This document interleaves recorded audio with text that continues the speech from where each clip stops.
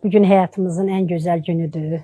Əziz balam, sevimli oğlum, körpəlikdə nurani olan ədəbi ilə, əxlaqı ilə, sakit duruşu ilə, oturuşu ilə hər bir uşaqdan seçilən oğlumuzun ad günüdür, şərəfli günüdür.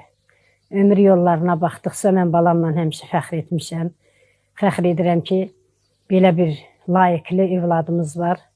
Amma bu kəlimə görə Allahımdan üzr istəyirəm ki, yəni bütün təriflər hamısı Allaha layiqdir.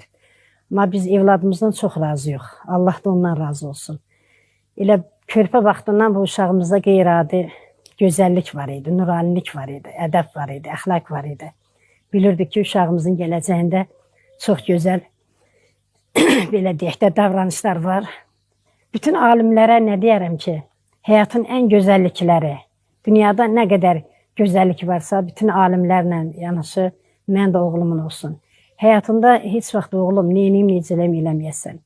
Həyatda nə qədər istəklərim varsa, yəni bugünkü günə və əl çatmaz arzularım varsa, bütün arzularına sənlə vahəm, bütün cavanlarımı çatsın. Amin Allah. Bugün sual eləsələr ki, sən necə fəxr eləyirsən həyatında, mən özümlə yox, mən ona görə fəxr eləyərəm ki, mənim belə deyək də, insanların ədəbi özü ilə yox, onların evladlarıyla ölçülür. Mən belə bir evladım sənlə bərabər, yəni qeyri evladlarımız da var.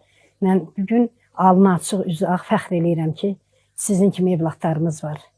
Yəni özün də bu yetişmədə, belə deyək də, iradə öz möhkəm olub, diliz düz olub, gözüz düz olub. Mən çox fəxr eləyirəm. Ad günün mübarək olsun.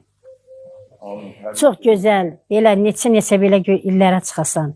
Mən necə sizlə fəxr edirəmsə oğul, mən ən ürəyimdən gələn ən belə də doğru sözüm budur.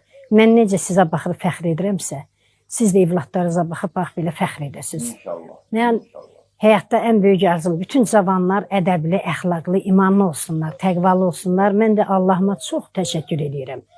Çox təşəkkür edirəm ki, belə bir evladlarım var. Sağ ol oğlum, Allah səni var eləsin.